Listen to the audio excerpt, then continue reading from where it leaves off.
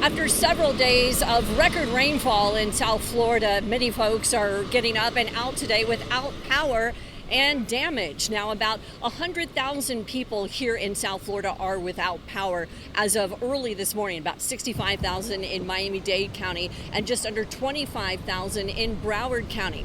But it's the winds that are the story today. The winds are expected to stay as high as 40 to 50 miles an hour throughout the afternoon. And as you can see over my shoulder, there was some damage here along Miami Beach. Now, several areas are cleaning up today with trees and palm fronds strewn across the busy streets here along South Beach and along Miami Beach.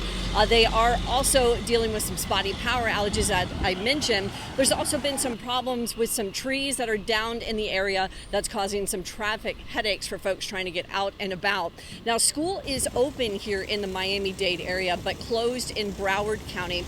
The schools in the Florida Keys and Monroe County are also open.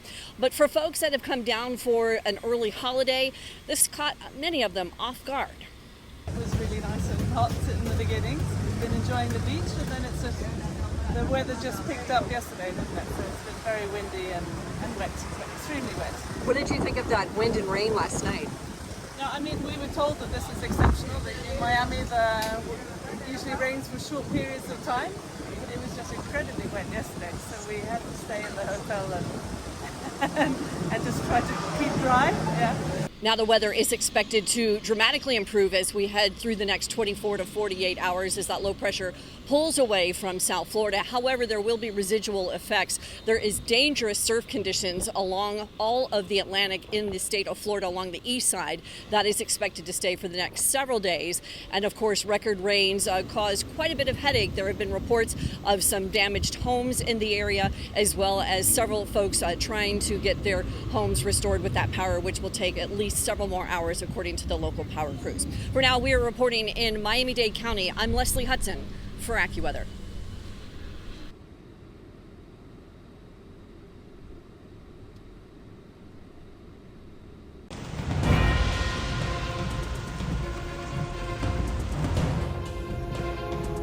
Let's go, boys!